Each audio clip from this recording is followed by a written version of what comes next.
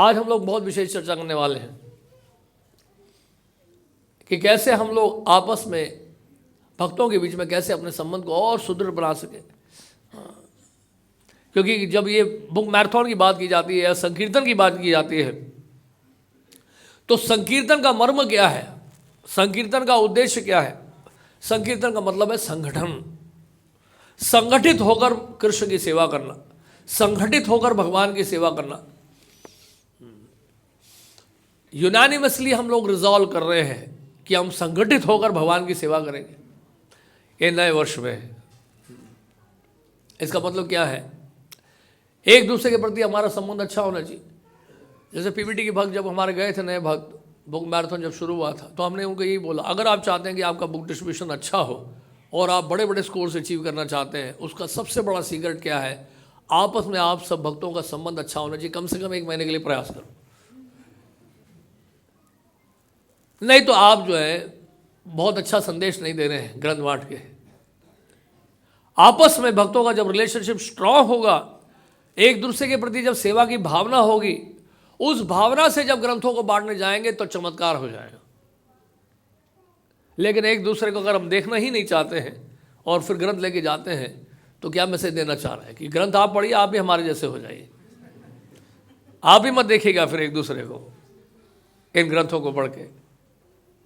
तो इसलिए प्रचार के साथ हमारा आचरण, हमारा आपसी संबंध जो है बहुत ही ज़्यादा ज़रूरी है कि उसको हम लोग और ज़्यादा स्ट्रांग बनाएं, मजबूत बनाएं, उसकी आधार, उसकी नींव जो है और ज़्यादा जो मजबूत करें हम लोग। और ये कैसे मजबूत होगा, जब हम प्रायोरिटी देंगे कि हमारे जीवन का जो लक्ष्य है उस लक्ष्य तक पहुंचने के लिए क्या आवश्यक है, क्या अनावश्यक है। जो अनुकूल है उसको स्वीकार करें और जो प्रतिकूल है उसको त्याग दें हम लोग। अनुकूल से संकल्प, प्रतिकूल से वर्जनम। जो अनुकूल है उसको स्वीकार करें और जो प्रतिकूल है उसको त्याग दें।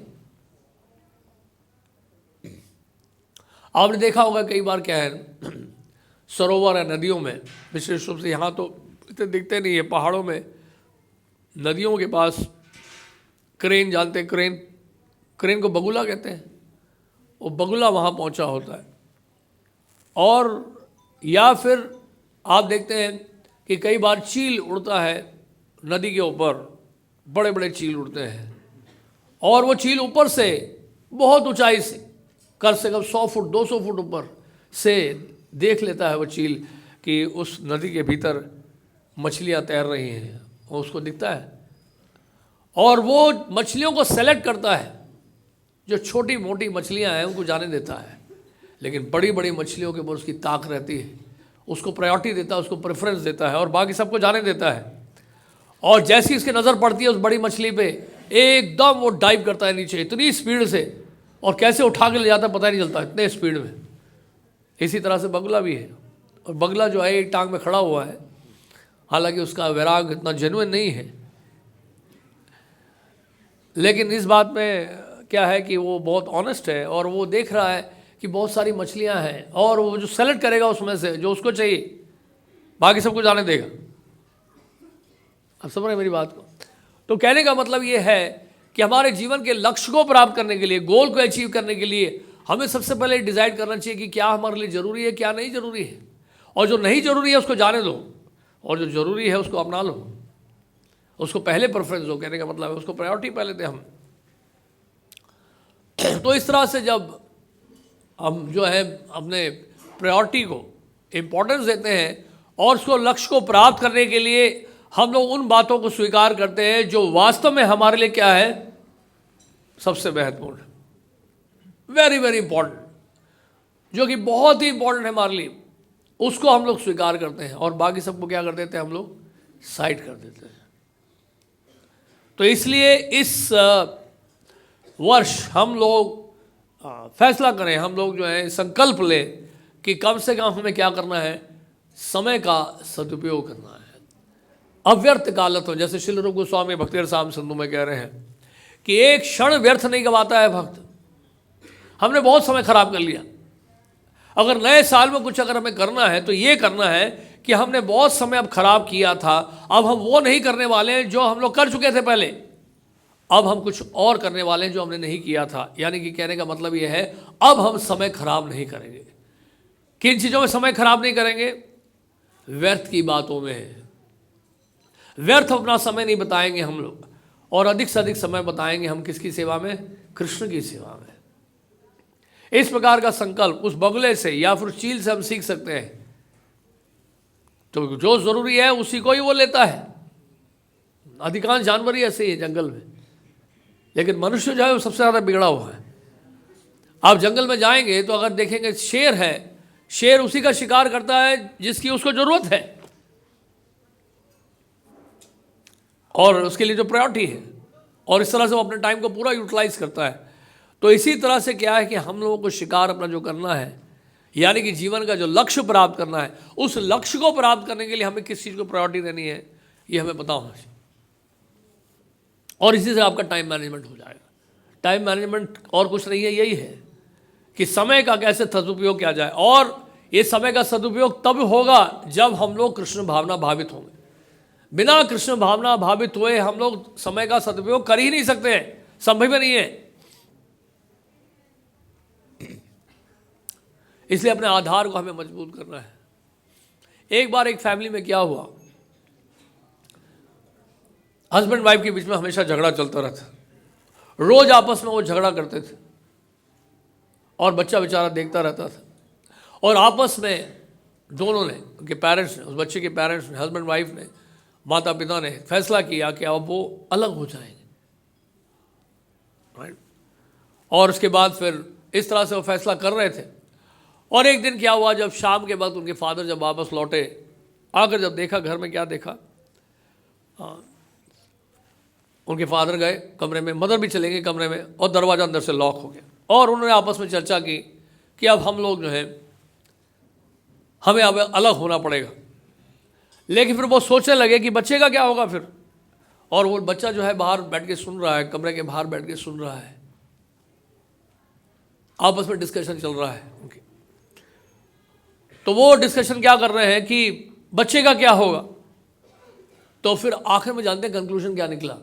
कंक्लूजन ये निकला, इस बच्चे के लिए आपस के जो डिफरेंसेस हैं हमें दूर करने पड़ेंगे, हमें अपने आप को एडजस्ट करना पड़ेगा। आप समझ रहे मेरी बात को? तो इसी तरह से भक्तों के समाज में आपस में हो सकता है कि हमारे अंदर बहुत डिफरेंसेस हो, हमारे बीच में बहुत सारे डिफरेंसेस हो, लेकिन अगर लक्ष्य आपका स्पष्ट है, उस लक्ष्य को प्राप्त करने के लिए आप सहन कर लोगे। अगर लक्ष्य स्पष्ट नहीं है, अगर आप नहीं स्पष्ट है कि साध्य क्या है, आपका जीवन का लक्ष्य क्या है, तो निश्चित रूप से क्या होगा, आपस में बैर की भावना बनी रहेगी। भक्तों से हम लोग झगड़ा करते रहेंगे और सहन नहीं कर पाएंगे हम, क्योंकि हमारा लक्ष्य क्लियर नहीं। और जिसका लक्ष्य क्लियर है वो हर पद पे सहन करने के लिए तैयार हो जाएगा, क्योंकि उसको पता है मेरा गोल क्या है। वो अपने गोल के अचीव करने के लिए क्या करेगा, वो छोटी छोटी बातों के ऊपर जो है गौर नहीं करेगा। उस बगुले की तरह या उस चील की तरह उसका प्रायोरिटी वो नहीं है कि किसने मुझे क्या कह दिया, किसी ने मेरी तारीफ की या किसी ने मेरी बुराई की। आज जो तारीफ कर रहा है वो कल मेरी बुराई करेगा, और आज जो मेरी बुराई कर रहा है कल वो मेरी तारीफ करेगा। तो ऐसे छोटी छोटी बातों को लेकर मैं अपना समय क्यों खराब करूं, मुझे अपने लक्ष्य की तरफ बढ़ने दें। अपनी लक्ष्य की तरफ मैं अगर बढ़ रहा हूं तो फिर बिल्कुल ठीक है, सब कुछ ठीक है, फिर कोई दिक्कत नहीं। अगर लक्ष्य की तरफ नहीं बढ़ रहा हूं मैं, और मैं इतना उलझ गया हूं, साइड ट्रैक हो गया हूं मैं, और तो क्या होगा, फिर मैं अपने लक्ष्य को भूल जाऊंगा। इसलिए कई बार होता है कि शुरू शुरू में बड़े गंभीर होते हैं, जब भक्ति के मार्ग में आते हैं, इस आंदोलन में आते हैं, तो बड़ी गंभीरता होती है हमारे में, और एक कुछ रियलाइजेशंस आते हैं कि भौतिक जगत बड़ा नश्वर है। लेकिन कुछ समय के बाद जब हम लोग औपचारिकता भूल जाते हैं, या फेमिलियर हो जाते हैं कृष्ण भावना से, या भक्तों के साथ फेमिलियर हो जाते हैं, तो धीरे धीरे क्या होता है, उनका महत्व हमें समझ नहीं आता। और उसका एक कारण यह है कि हम प्रचार के कार्य में नहीं लगते। प्रचार के कार्य में लगने से क्या है कि भक्तों की महत्वता समझ में आती है। जब हम बाहर जाके संघर्ष करते हैं, स्ट्रगल करते हैं, ग्रंथों का वितरण करते हैं, सर्दी में, गर्मी में, और तपस्या का जीवन बिताते हैं, तो तब भक्तों का महत्व समझ में आता है। अन्यथा क्या होगा, भक्तों के साथ हमारा जो संबंध है वो धीरे धीरे शीतल पड़ता जाता है, और हम लोग भक्तों को जो इतना महत्व नहीं समझते, भक्तों का महत्व नहीं समझते हम लोग। और भक्त कोई भी हो सकता है, वो गृहस्थ आश्रम में भी हो सकता है, वो ब्रह्मचारी आश्रम में भी हो सकता है, कोई भी हो सकता है। तो इस तरह से क्या है कि हम लोग साइड ट्रैक हो जाते हैं, साइड लाइन कर देते हैं, और हम एक्चुअली जिस उद्देश्य के लिए आए थे इस आंदोलन में, उस उद्देश्य को हम लोग भूल जाते हैं। क्योंकि आज के समय में डिस्ट्रैक्शन बहुत है। जैसे मोबाइल फ़ोन है, इसका यूटिलाइजेशन भी अच्छा, यूसेज भी है, लेकिन मिसयूज़ भी है। दुर्भाग्य की बात है कि मिसयूज़ बहुत हो रहा है, और डिस्ट्रैक्शन के कारण क्या है, हम भूल जाते हैं कि उद्देश्य क्या था हमारा आने का। इसलिए क्या होता है कि धीरे धीरे लोग फिर ग्रंथों को पढ़ना बंद कर देते हैं, साधना में शीतलता आ जाती है। डिस्ट्रैक्शन इतना शुरू हो गया आज के समय में टेक्नोलॉजी के कारण। आप भौतिक जगत में देखें, अगर आप ट्रेन में जाएं, मेट्रोस में, तो आप देखेंगे कि सब लोग फ़ोन लेके बैठे, कोई आपस में बातचीत नहीं कर रहा है, एक दूसरे से, एक दूसरे की तरफ देख भी नहीं रहा है। एक ही परिवार में 4 लोग हैं, चारों के पास फ़ोन है, और चारों अपने साथ अपने आप बिजी हैं। कोई एक तरफ देख ही नहीं रहा है, एक तरफ एक दूसरे को देख ही नहीं रहा है, और दूसरे से बात ही नहीं कर रहे हैं। तो इस प्रकार जो है क्या होता है, हमारे रिलेशनशिप जो है, हमारे जो संबंध है, आपस के संबंध है, उनमें दरारें बढ़ जाती हैं।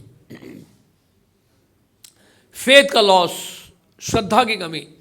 देखिए, माया अगर सबसे ज़्यादा आक्रमण करती है तो सबसे ज़्यादा आक्रमण करती है हमारी श्रद्धा में। श्रद्धा को कैसे तोड़ा जाए, क्योंकि श्रद्धा जो है वो भक्ति का आधार है। आधार श्रद्धा, श्रद्धा भक्ति की शुरुआत है, और इस श्रद्धा को तोड़ने के लिए माया जो है पूरा प्रयास करेगी। श्रद्धा किसमें? आपकी गुरु, साधु और शास्त्र में।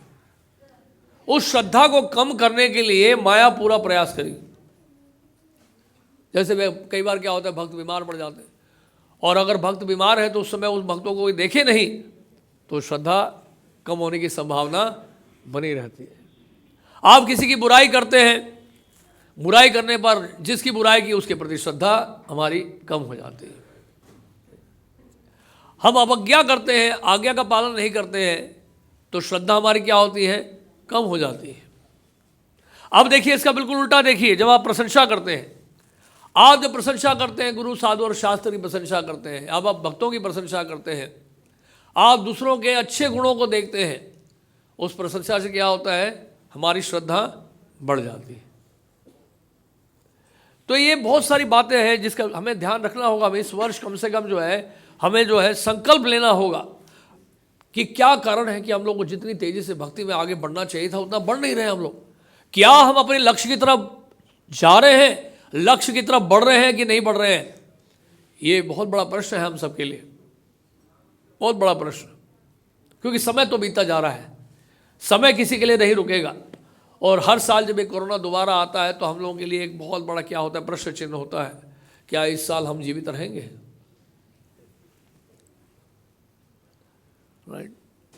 तो इस प्रकार जो है हम लोग जो है इन बातों को अच्छे से समझ लें, सोच लें हम लोग कि हम लोग जो है किस तरफ बढ़ रहे हैं, किस लक्ष्य की हम लोग तैयारी कर रहे हैं, कहाँ जाने की कोशिश कर रहे हैं हम लोग। तो इसलिए श्रील रूप गोस्वामी ने उपदेशामृत में बताया, ददाति प्रतिगृणाति गुह्यम आख्याति पृच्छति भूंगते भोजयते चेवा षड्विधम प्रीति लक्षणम। तो इस प्रकार जो है एक दूसरे के प्रति जब सेवा की भावना होगी, तब वाकई में जाके वो संकीर्तन होता है, तब वो संकीर्तन होता है।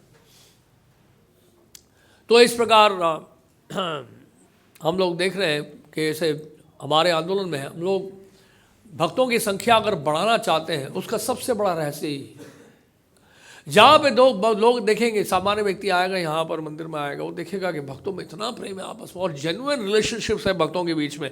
ऐसे संबंधों को देखकर, ऐसे रिश्तों को देखकर, ऐसे संबंधों को देखकर जो है आम आदमी जो है वो प्रभावित होगा, और ये बहुत बड़ा प्रचार है। तो इसलिए हम लोग जो है इस लाइन में हम लोग कार्य करें, हम लोग इसके ऊपर कुछ कार्य करना चाहिए, हमें इसके ऊपर वर्क करना पड़ेगा। देखिए क्या, हर चीज़ के लिए वर्क करना पड़ता है, हर चीज़ के लिए मेहनत करनी पड़ती है, हर चीज़ के लिए प्रयास करना पड़ता है। तो रिलेशनशिप्स को इंप्रूव करने के लिए हमें क्या करना पड़ेगा? प्रयास करना पड़ेगा।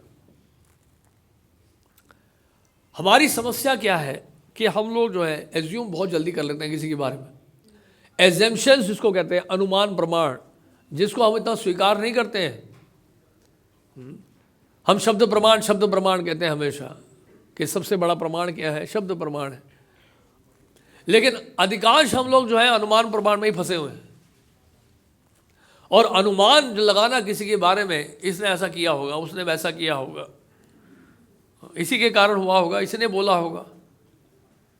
तो ये एजम्पशन जो है ये शो करता है कि हमारा भक्तों के साथ रिलेशनशिप बड़ा वीक है। एजम्पशंस के कारण ये कम से कम, ये मतलब क्या है कि एजम्पशंस तो ना करें, कम से कम लोग एज्यूम करना जब शुरू कर देते हैं, और एजम्पशंस में ही वास्तव में हमारे अधिकांश अपराध होना शुरू हो जाते हैं। और एजम्पशंस क्यों हो रहे हैं? कम्युनिकेशन ना होने के कारण। सबसे बड़ी समस्या ये है। देखिए, अपराधों से बचने का एक सबसे सरल उपाय क्या है? हमें अपने कम्युनिकेशन को बढ़ाएं, कम्युनिकेशन को बढ़ाएं, थोड़ा पर्सनलिज्म लाएं अपने जीवन में। हम पर्सनलिज्म लेकर आए। एक बार क्या हुआ, एक स्थान में, एक मंदिर में क्या हुआ था, एक भक्त था और सुबह सुबह लगभग 7 बजे उसके हाथ में कुछ पाउडर था और उसको ऐसे ऐसे करता था वो, ठीक है, और उसको खा लेता, उसके पानी पीता था उसके बाद, और उसके बाद वो चले जाता था बाहर, और उसके बाद फिर 1 घंटे बाद वापस आता था। और उनके जो इंचार्ज थे उन्होंने देखा ये रोज क्या डाल रहे हैं मुंह में। एजम्पशन शुरू हो गया, चर्चा शुरू हो गई वहां पे भक्तों के बीच में। ओ लगता है ये वही है कि किसी ने कहा कि शादी चरस खाता है, किसी ने कहा ड्रग्स लेता है, किसी ने कहा नहीं तंबाकू है, तरह तरह की बातें होने लगी। और इस तरह लगभग 1 महीने बीत गया। 1 महीने के बाद निष्कर्ष भी निकाला गया, इस भक्त को यहां नहीं रखना, इसको हटाओ यहां से। उससे बात नहीं की किसी ने, उससे पूछा भी नहीं कि आप सुबह सुबह ये पाउडर क्या मिक्स करते हो अपने हाथ में, और सुबह सुबह कहां जाते हो आप, 1 घंटे के लिए कहां जाते हो। बुलाया उसको, उसने कहा प्रभु जी मैं बहुत दिनों से बीमार रहा हूं, पिछले 1 वर्ष। मैं भी अब एक वैद्य के पास जाता हूँ, सुबह मुझे ये खाली पेट में लेना होता है, ये जड़ी बूटी है, इसको थोड़ा सा मिक्स करना पड़ता है, इसलिए हाथ से दबा के इसको पाउडर बनाता हूँ मैं। और उसके बाद मैं उस बाहर भी जाता हूँ तो वहाँ पे फिर मैं ट्रीटमेंट कराने जाता हूँ, क्योंकि मेरा उस आयुर्वेदिक डॉक्टर के पास ट्रीटमेंट चल रहा है पिछले 1 महीने से। लेकिन दुख की बात यह है कि मुझे आज तक किसी ने पूछा नहीं कि मैं क्यों करता हूँ।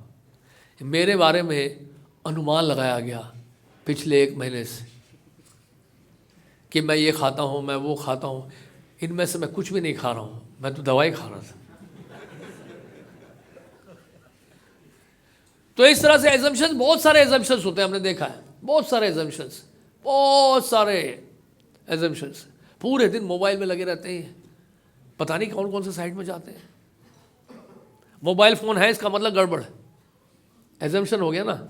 मोबाइल फ़ोन अगर हाथ में है तो इसका मतलब वो गड़बड़ व्यक्ति है पूरे दिन, क्योंकि उसी में लगा हुआ, उंगलियां चल रही हैं उसकी। अब किस उद्देश्य से उसको फ़ोन को रखा है उसको पता, किसी को पता नहीं।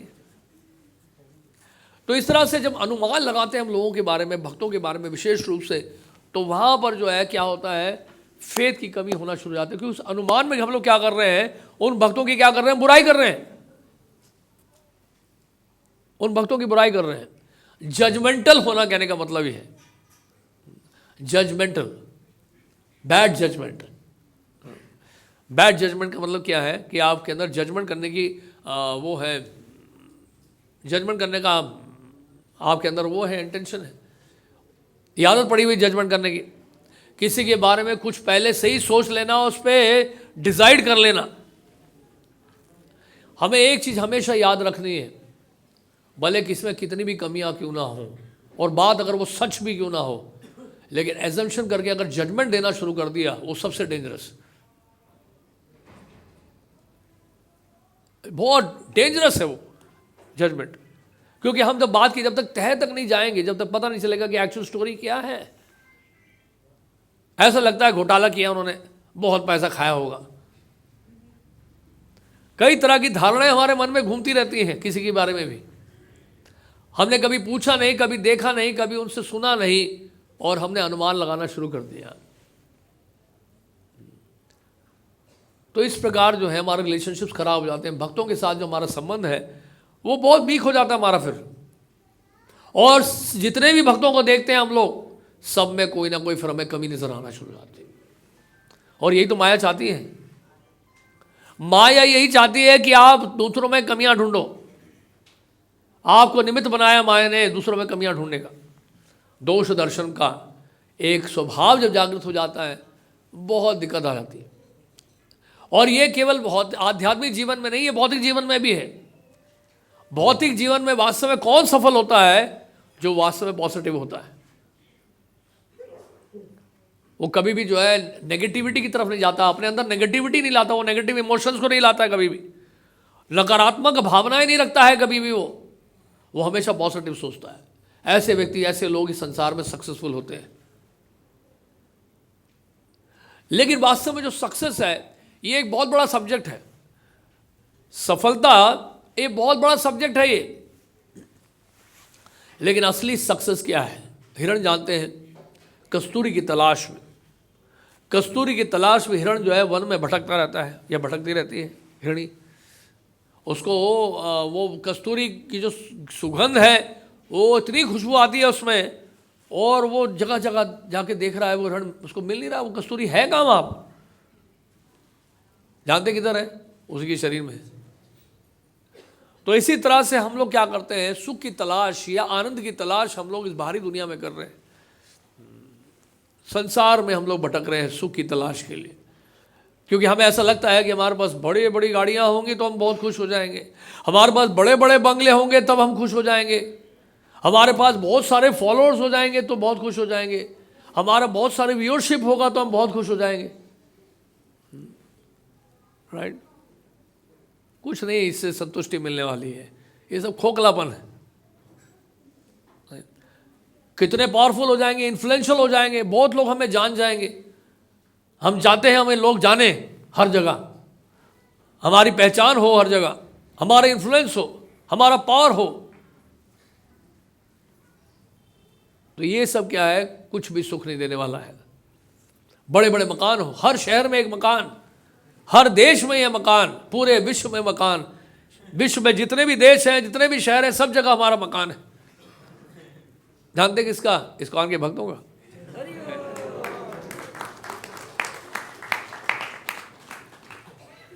ऐसा समय आने वाला है, देखिएगा आप, इस्कॉन के मंदिर जो है हर शहर में होंगे भविष्य में। हर शहर में, पृथ्वी के जितने शहर हैं, एटलीस्ट एक सेंटर तो होगा कहीं ना कहीं, भले वो बिल्डिंग के अंदर क्यों ना हो। तो अंदरूनी तलाश जिसको कहते हैं इनर सब्सटेंस, यानी कि आंतरिक रूप में हमें अपने आप झांक कर देखना है, एक इनर सब्सटेंस हमें क्रिएट करना है। आनंद इसलिए उस कस्तूरी की तलाश में, यानी खुशबू की तलाश में हिरण उधर उधर भाग रहा है, लेकिन वास्तव में उसको ये नहीं पता कि कस्तूरी उसी के पास ही है। इसी तरह आनंदमय अभ्यासा हमारा संबंध भगवान से है। असली आनंद अंदर है, बाहर नहीं है। हम जड़ जगत में सुख की तलाश कर रहे हैं, जड़ जगत में हम लोग सुख की आशा कर रहे हैं, लेकिन जड़ जगत में आप सुख देता नहीं है आपको। इसलिए वास्तव में वो आनंद अगर मिल जाए कृष्ण भावना भावित होकर, वो आनंद ही हमारे लिए वास्तविक सफलता है। इसलिए क्या कारण है कि बड़े बड़े राजा महाराजा जो हैं वो जाया करते थे, वृंदावन जाते थे और संत महात्माओं का दर्शन करते थे, उनका संग करते थे? इसका यही कारण है, क्योंकि उनको पता है कि ये जो संत हैं ये भाव विभोर हैं, आनंद से परिपूर्ण हैं, ये सुख ही आनंद मुझे नहीं मिल रहा है, इनको कैसे मिल रहा है। जैसे काशी से आए जीवन ठाकुर, जब श्रील सनातन गोस्वामी से मिले मानसी गंगा में, तो उन्होंने कहा कि महादेव ने मुझे भेजा है और आपके पास मुझे पता चला है सबसे कीमती चीज है, क्या आप मुझे दे सकते हैं? सनातन गोस्वामी ने कहा, पड़ा है, वो ले लो। स्पर्श मणि, टच स्टोन, पारस पत्थर, और वो लेके चले गए। रास्ते में सोचने लगे, अरे श्रील सनातन गोस्वामी ने ये कूड़ेदान में डाल के रखा था, इसको इतना बहुमूल्य तो नहीं लगता ये, फिर ये इतना बहुमूल्य नहीं है इसका मतलब। वो वापस आए, उन्होंने कहा कि श्रीपाद आपने ये दिया था, लेकिन मुझे ऐसा लगता है कि आपके पास इससे भी कीमती चीज़ है। बोलते हाँ इससे कीमती चीज़ अगर चाहते हो तो इसको फेंक दो, मानसी गंगा में फेंक दो। तो इसलिए वो जो प्रेम धन है, वो जो आनंद जो प्रेम से, कृष्ण प्रेम से मिलता है, कृष्ण भावना भावित होकर मिलता है, वो आनंद, वो सुख जो है इस संसार में आपको कहीं नहीं मिलेगा। कितना भी आप धन कमा लो, कितने भी बड़े मकान में रह लो, कितने बड़े बड़े महलों में रहते हुए लोग परेशान रहते हैं, दुखी रहते हैं, हताश रहते हैं, बीमारियों से घिरे रहते हैं, रोगों से घिरे रहते हैं। और सबसे बड़ा रोग क्या होता है उनका? मन का रोग। एक बहुत बड़े उद्योगपति थे, वो रात को क्या करते, उनको नींद नहीं आती थी और वो जाते थे पार्क में, जाके घूमते थे। पुलिस वाले उनको भगाते थे, वो बताते थे कि मैं कौन हूँ। बोलते हैं इतने बड़े आदमी हैं आप, तो फिर रात को पार्क में क्यों घूम रहे हैं अंधेरे में? बोलते मुझे नींद नहीं आती, मैं क्या करूँ? तो नींद की गोली खानी पड़ती है उनको। तो कहने का अर्थ ये है, जो दो वक्त का जो है ठीक से प्रसाद नहीं पा सकता, या दो वक्त की जो रोटी नहीं खा सकता है, और जिसको रात को ठीक से नींद नहीं आती है, तो इतना धन रखे करेगा भी क्या वो? नहीं। और वो जो भक्त हैं जिनकी आवाज कुछ नहीं है, वो हंस रहे हैं, वो खुश है, ना कुछ होते हुए भी, कुछ ना होते हुए भी जो है भक्त खुश है। ये देखिए चमत्कार है। आप देखिए प्रभुपाद जी का चमत्कार देखिए। प्रभुपाद जी का चमत्कार सबसे बड़ा ये है कि पूरे विश्व भर में हजारों हजारों भक्तों की तादाद में श्रील प्रभुपाद जी की सेवा में लगे हुए, बिना मांगे कुछ, बिना पैसे लिए, टोटली फ्री सेवा कर रहे हैं। वॉलंटियर्स, इतने सारे लोग प्रभुपाद जी की सेवा कर रहे हैं, उनसे पैसा नहीं ले रहे। कौन किसी के लिए काम करता है फ्री में, बताइए? प्रभुपाद जी के लिए कर रहे हैं। प्रभुपाद जी के लिए लोग मुफ्त में काम कर रहे हैं पूरे संसार भर में। ऐसे व्यक्ति श्रील प्रभुपाद जी ने पूरे संसार भर में ऐसा प्रचार किया कि पूरे संसार भर में लोग जो है उनकी सेवा मुफ्त में कर रहे हैं। कौन सी कंपनी है, कौन सी इंडस्ट्री है, कौन सी फैक्ट्री है जहां पर हजारों की तादाद में लोग मुफ्त में काम कर रहे हो? बताइए। पूरी दुनिया में ऐसी कोई कंपनी नहीं है, ऐसी कोई फैक्ट्री नहीं है, कोई इंडस्ट्री नहीं है जहां पे लोग मुफ्त में काम कर रहे हो। केवल श्रील प्रभुपाद जी के पास टोटली फ्री। और किसके लिए? हायर गोल को अचीव करने के लिए, हाईएस्ट गोल को अचीव करने के लिए। ऐसा नहीं कि मतलब यहां घूम रहे मंडरा रहे हैं, सिर्फ उस लक्ष्य को प्राप्त करने के लिए फ्री में रह रहे हैं। वॉलंटियर्स, प्रभुपाद जी की सेना। तो ये श्रील प्रभुपाद जी का चमत्कार देखिए, क्या चमत्कार है। और ये क्यों हो रहा है? ये इसलिए हो रहा है कि हर भक्त को प्रभुपाद जी से प्रेम है। प्रभुपाद जी के लोगों ने जान दे दी। प्रभुपाद जी ने इतना प्रेम दिया उन भक्तों को, उन हिपीस को, उनको प्रसाद बना के खिलाया, उनके बर्तन धोए, और जो झूठे स्थान को साफ किया श्रील प्रभुपाद जी ने। प्रभुपाद ने उनकी सेवा की, और उनका संबंध प्रभुपाद जी से इतना मजबूत हो गया कि प्रभुपाद जी के लिए जान देने के लिए तैयार हो गए। इसलिए जब तक आप किसी का हार्ट नहीं विन कर लेते हैं, आपका प्रचार जो है इफेक्टिव नहीं होगा, वो केवल थियोरेटिकल होगा। जैसे प्रभुपाद जी से मिलने आए थे, प्रभुपाद जी की बार सेवा कर रही थी यमुना माता जी, राधा दामोदर मंदिर की बात है, और वहाँ उनके लिए उन्होंने प्रसाद बनाया था।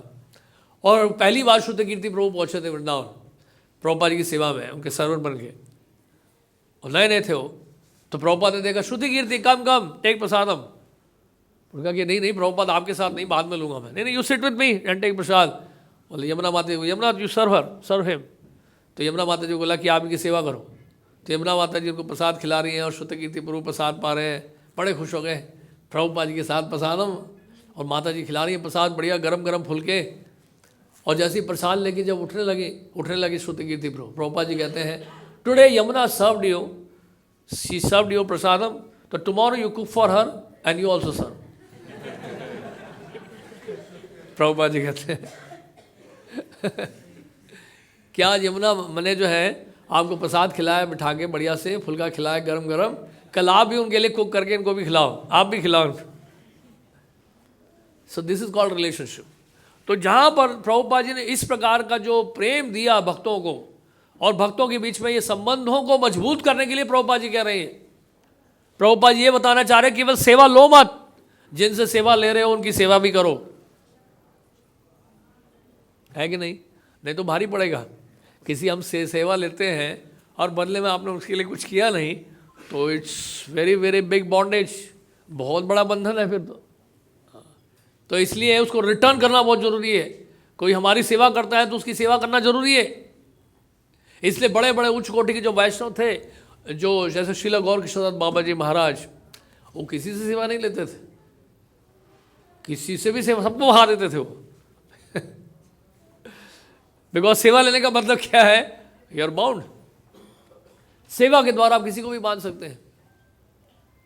तो प्रभुपाद इस तरह से होते थे। प्रभुपाद अगर डांटते भी थे तो उसकी बात तत्काल बुला के उस भक्त से प्रेम से बात करेंगे। तो उनका डांटना भी जो है basically it was out of compassion. Relationship में कभी दरार नहीं पड़ेगी प्रभुपाद जी के साथ, और डांट भी देंगे तो उसके बाद जो है बैलेंस हो जाएगा। जैसे प्रभुपाद वो श्रुति कीर्ति में बता रहे थे कैलकाटा की घटना, प्रभुपाद रात को ट्रांसलेशन कर रहे हैं श्रीमद् भागवतम में।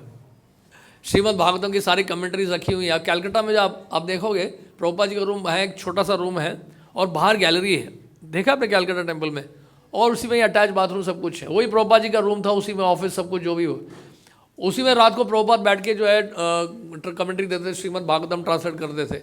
तो रात को प्रभुपाद लगभग 12 बजे ट्रांसलेशन कर रहे हैं और श्रुति कीर्ति प्रभु बाहर लेटे हुए हैं, गैलरी में लेटे हुए थे, क्योंकि कमरे में तो जगह कम थी, तो कमरे के बाहर ही उस गैलरी में श्रुति कीर्ति प्रभु लेटे हुए थे। अब वो श्रुति कीर्ति प्रभु रात को खराटे मार रहे थे जोर जोर से। खराटों की आवाज़ जो है प्रभुपाद जी के रूम तक आ रही थी। प्रभुपाद ने सोचा ये तो डिस्टर्बेंस है, क्योंकि वो ट्रांसलेशन कर रहे हैं और खर खर करके आवाज़ आ रही है बार बार। प्रभुपाद ने बोला श्रुति कीर्ति कम हियर। प्रभुपाद कहते हैं why your nose is on. Shruti Kirti बोले कि मैं समझ में नहीं आया क्या बोल रहे। Prabhupada nose is on. Prabhupada फिर पूछे why your nose is on. Yes Prabhupada I am not able to understand. वो एक तो आधे नींद में थे और नोज ऑन बोल रहे हैं। फिर प्रभुपाद ने कहा तुम खराटे क्यों मार रहे हो, you are disturbing me, I am translating. तो प्रभु उसके बाद प्रभु कहते हैं कि मुझे नींद नहीं आई, फिर खराटे मारूंगा तो फिर प्रभुपाद डिस्टर्ब होंगे। तो इस तरह जो है प्रभुपाद जी के साथ बड़ा ही ह्यूमरस एक्सचेंज हुआ करता था शिष्यों का, डिसाइपल्स का। और इस रिलेशनशिप के कारण क्या है, प्रभुपाद जी डांटते भी थे, there was lot of humour. तो श्रुति के प्रभु जो है उनका एक नेचर क्या था, उनका एक स्वभाव था, he was very very humble, और वो कभी कुछ जवाब नहीं देते थे। प्रभुपाद को अगर डांटेंगे भी ना तो वो बोलेंगे यस प्रभुपाद, यस प्रभुपाद। कुछ इंस्ट्रक्शन देंगे यस प्रभुपाद। बोलते तुम you are useless, you are mleccha, ऐसे प्रभुपाद डालते थे कई बार, और तभी बोलेंगे यस प्रभुपाद। और डांट भी पड़ेगी तो यस प्रभुपाद, तारीफ भी करेंगे यस प्रभुपाद। प्रभुपाद कहते हैं तुम कुछ कहते नहीं हो, there is no fun, you don't say anything, you always say yes Prabhupada, but you don't say anything. There should be some fun, you should say something. तो प्रभुपाद कहते तुम कुछ कहते ही नहीं हो, यस प्रभुपाद करते हो। तो प्रभुपाद के साथ इस तरह से भक्तों का बड़ा प्रेम का संबंध था, और इसलिए प्रभुपाद जी के लिए लोग जो है अपना जान देते थे। There was a relationship. इसी तरह से क्या, अगर भक्तों के साथ हमारा रिलेशनशिप अच्छा होगा, then devotees will give their heart, they will give your life, they will give their life, वो अपना जीवन दे देंगे। जीवन देने का मतलब क्या होता है, अपना हार्ट देना। जब भक्त अपना हार्ट दे देंगे ना, आपके लिए कोई भी कार्य इम्पॉसिबल नहीं है। That will do wonders, that will do wonders. इसलिए एक एक कदम भक्त जो है, इसलिए क्या करता है, ऐसे जो वैष्णव आचार्य लोग हैं वो भक्तों को इंस्पायर कैसे करते हैं, they inspire by their example, by relationships. तो इस प्रकार जो है एक इस पे हम लोग को बहुत वर्क करना पड़ेगा, डिवोटी रिलेशनशिप पे बहुत वर्क करना, we have to work a lot. Devotees के साथ हमारा रिलेशनशिप अच्छा रहेगा तो आपकी सेवा भी अच्छी चलेगी और प्रचार भी अच्छा होगा। यही सीक्रेट, और कोई सीक्रेट नहीं है। जहां भक्तों के साथ हमारा संबंध बिगड़ा वहाँ हमारा प्रचार का कार्य ठप, और प्रचार का कार्य हो भी रहा होगा तो बड़ा सुपरफिशियल सा होगा। तो इसलिए हम लोग जो है इस भाव से, जैसे जयानंद प्रभु थे, Jayananda Prabhu was exemplary Vaishnava, he was known for his relationship. Jayananda Prabhu का एक तो रिलेशनशिप जो है मंदिर के सारे भक्तों से बड़ा अच्छा होता था, और दूसरा क्या है कि जो लोकल मेयर थे वहाँ के, न्यूयॉर्क के, वो रथ यात्रा के लिए परमिशन नहीं देते थे, वो परमिशन नहीं दे रहे थे, लेकिन जयानंदा प्रभु ने जिस तरह से उनके साथ डील किया, उनको प्रसाद दे के, उनसे मिलकर और बहुत ही प्रेम से बात करके, वो मैं इतना कन्विंस हो गया। और उसने रिमार्क दिया, उसने कहा कि मैं तो परमिशन देने नहीं वाला था, लेकिन इन्होंने इतना अच्छा डील किया मेरे साथ, I was bound to give permission. बोलते मैं इनको मना ही नहीं कर पाया जिस तरह से इन्होंने डील किया। तो जयानंदा प्रभु का रिलेशनशिप ऐसा था कि अब वो देखेंगे मंदिर में झाड़ू मार रहे हैं, मंदिर में सफाई कर रहे हैं, और यहाँ तक कि फिर प्रभुपाद से बोला कि प्रभुपाद ये जिस संकीर्तन में जाते हैं इनके पास ड्राइवर नहीं है, और उस समय न्यूयॉर्क टेम्पल के प्रेसिडेंट थे वो, तो संकीर्तन बस के लिए ड्राइवर नहीं था। तो उन्होंने कहा कि Prabhupada can I go with them, I can drive, इनके पास ड्राइवर नहीं है। तो जयानंद प्रभु संकीर्तन बस ड्राइव करके जाते थे, and he was the first person to make that rath card. 1967 में जो रथ यात्रा हुई थी, तो जयानंद प्रभु ने सबसे पहले जगन्नाथ जी का रथ बनाया था। It was so sweet in his dealings. और प्रभुपाद जब देखिए लास्ट स्टेज में क्या हुआ, जब उनको लिक्यूमिया हो गया था, ब्लड कैंसर हो गया था, और गवर्नमेंट की तरफ से एड मिला था $5,000 का, वो $5,000 वो प्रभुपाद को देना चाह रहे थे। प्रभुपाद ने कहा ये आप अपने ट्रीटमेंट के लिए रखो, मुझे नहीं चाहिए। फिर प्रभुपाद ने पोस्टमस उनके जाने के बाद एक लेटर लिखा, जिसमें प्रभुपाद कहते हैं कि आपकी अगर कोई भौतिक इच्छा रह गई होगी तो आप ऊंचे लोकों में जाओगे, लेकिन आपकी सेवा की भावना को देखकर मैं कह सकता हूँ you have gone back home back to God. Prabhupada ने जयानंद प्रभु के लिए पर्सनली बोला था कि has gone back home back to God.